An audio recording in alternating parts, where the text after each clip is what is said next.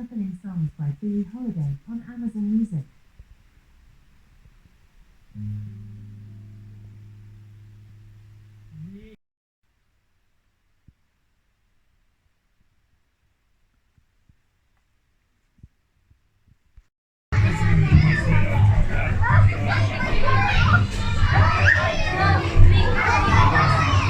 But I'd say the most important thing, if you want to knit in this way, where you're using 100 colours there might be in that.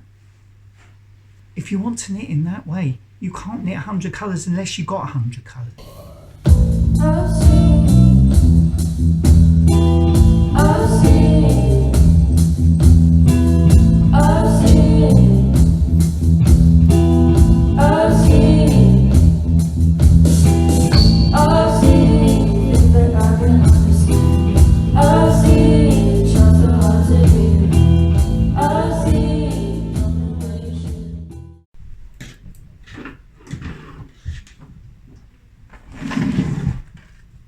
I started knitting this nearly 6 months ago now. I started knitting it on the plane because I couldn't find my knitting, and also I wanted something that was small at the time to carry in my hand luggage. It was going to be based on this Japanese artist painting. I was looking at this kimono in the painting and I was thinking, that's fantastic, I'd like to knit that. I started by doing a little drawing. Is that drawing there? So that's the little drawing. It's only that big. A lot of difference. So in effect, that is the pattern that I'm working from. It's not a pattern, it's not a chart, it's a tiny little thumbnail drawing. One of the reasons that I wanted to do that was because people were saying to me, well, I don't understand how you do it. And to try and explain how I do it it's difficult. I just do it.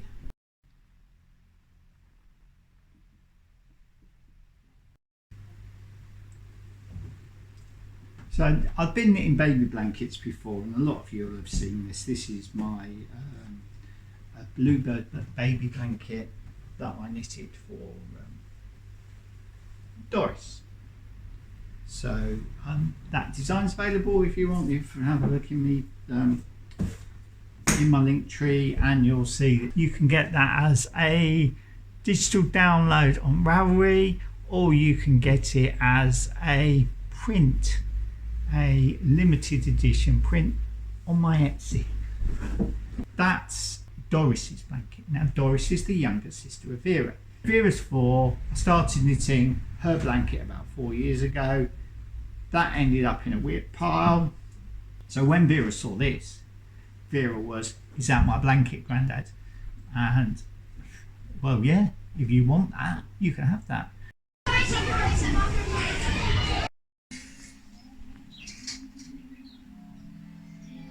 The ability to build custom shelves. Originally, I started with this drawing, and I was working from the image that I had, and that image, so I had this very, very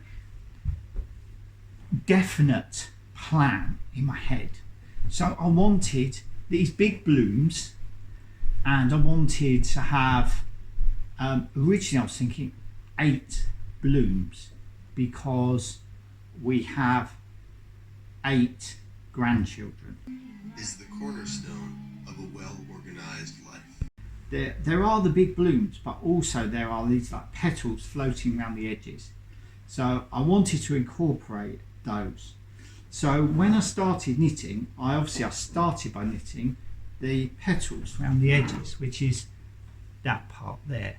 And I started on the plane knitting these very quite small little floating petals, really they were. But then I soon thought to myself, they look a bit too small, and I needed to make them bigger.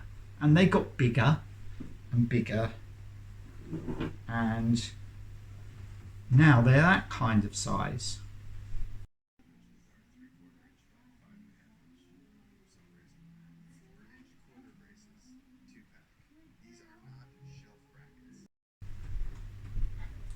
So I wanted to have this background colour.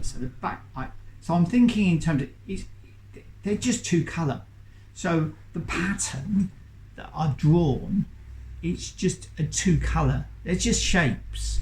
And so I'm always thinking in two colours because I only work in two colours. People say to me, "Oh, what do you do when you want to do three colours in a row?" I don't want to do three colours in a row. Two's plenty enough for me. I could knit two colours in a row for the rest of my life and be happy. I don't see why, I need to incorporate, they're busy enough. That's two colours a row.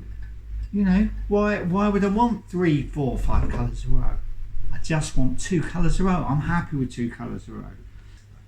My whole process, what I do, is very much predicated on knitting in the round with two colours, steeking, so that I'm always looking at the front of the knitting. I'm never having to work the back of the knitting. I'm never having to purl while I'm trying to work the pattern backwards in my brain.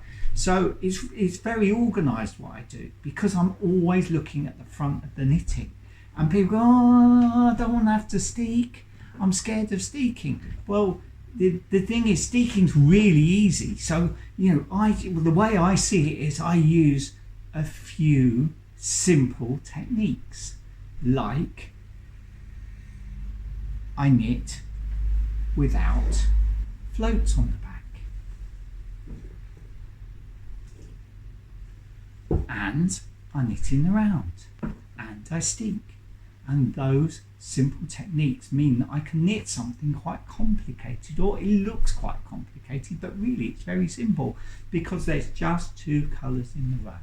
So I think in terms of a foreground and a background. And that's all I've got to do. I've got to think about what colours I'm going to use for the foreground colours. In this case, it's the pinks and reds. And what colours I'm going to use for the background colours. Colour's not just colour, because colours are different based on the colour that they're next to. Colours around the colour that you're working with interact with that colour. And I think if I was to point you in any direction, I would say look at the work that Joseph Albers. He will do things with colour. The interesting thing about what Albers does is that he's using the paint directly from the tube. So he's constricted by the colour that's pre-mixed, like knitters are. Whilst you're there, have a look at the textile work of his wife, Annie Albers. And they're all back on. So I started off here with pale pastely pinks, and as I've gone up, I've gone into reds, and there's still lighter sections, and now I'm into the middle really, which is your solid reds and your solid pinks. So that's where I am. But at the top, I'm going to go light again. So that's the foreground colours. The background colours, and this idea I had before I cast on. I knew exactly where I was going, and I've stuck to it. That hasn't changed.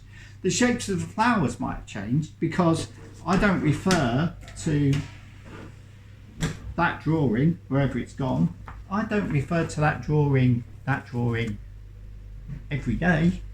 I haven't looked at that for weeks. So, and the number of blooms might be more than 8 now. I don't know how many, I haven't counted them. These are not designed for shelf building. They're in the hardware aisle at Home Depot. They're called corner bracelets. The shapes have gone by the wayside, but the colours, the palette that I chose, that I had in my head, hasn't changed. It's been the same since I started. So the foreground colours, the pale pinks, the pastel pinks, into brighter pinks and deep reds, bright reds, and then at the top I'm going to go back into the pastel pink. So I'm fading from one to the other. Hello Joe, I'm filming. the background. Now the background, I started with pale colours, but the background is going to go from light to dark. So when I get to the top, and I'm not there yet, the petals that I'm going to, the floating petals that are around the outside that I'm going to reintroduce at the top, they will be very light on a very dark background. But that's the plan. So we'll see where I go. But I just wanted to talk, because people were asking me about colour. So I just wanted to talk a little bit about colour. But it's not something I really think about a great deal, to be honest. I just do it. But I know what I want to do. You know, before I start, naturally know. But I'd say the most important thing, if you want to knit in this way, where you're using 100 colours there might be in that. If you want to knit in that way, you can't knit 100 colours unless you've got 100 colours. And buying yarn, especially this type of yarn, because most of these, I'm using chenilles here and I'm using mainly wool, but I'm using mohairs. I'm using expensive yarns, but I just tend to, I buy them when I see them, and I buy them when I see them cheaply. So, if I go to a yarn festival, I'm the guy in that bargain bin, digging out a bit of, something from the bottom for a couple of quid. Although I do occasionally buy, something really expensive, but mainly I'm desperate at the time, like I'm on holiday and I need that vibrant green, I need a kick of colour. It's about getting that stash together. Now Mrs. Smith, she calls it the stash from hell, and I'm going to give you a little insight here, into what the stash from hell looks like. It's the stash from hell. It lives out here, and it's got one of these. The house is the stash from hell, and most of it is in. And so I'm going to give you a little sneak peek. There it is. So there you go. Now most of this, it's all fallen out. So there we are. The stash from hell, all hidden away from view. She hasn't got to look at it every day. And most of these bags, I've got bags in them, so there's bags within bags. I just had an avalanche there, so some of them fell out and one escaped, but they're mostly bagged in bags. So what I might do on a later video is, because it's taken me a while, I wanted to get, I'd call it, my project was get the band back together. So the band is back together, apart from the stuff that I've got in the house that I'm using on current projects. So maybe in a future video I will get them all out and show you the stash from hell. Now you might say, and some people will, I'm bound to get in the comments below, I'm bound to get in the comments, that's not a big stash, that's tiny compared to my stash, that's tiny. Well, I'll say this: 1, it ain't a competition. 2, you don't live with Mrs. Smith. So I used to study colour theory, and it's a weird thing, because you think, why are you teaching me this? I know this. You're not teaching me anything I don't already know. A colour's not just a colour. A colour is different depending upon the colours it's put next to, the light that it's seen in. There's a colour isn't static. A colour's moving. A colour can be completely different. You shine a green light on a colour, you shine a red light on a colour, they're going to look completely different.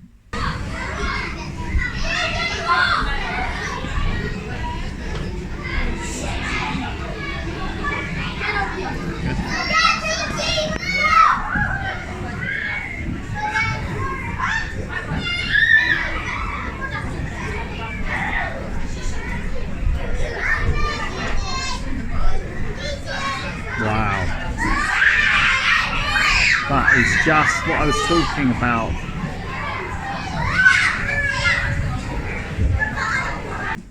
But just think of it this way.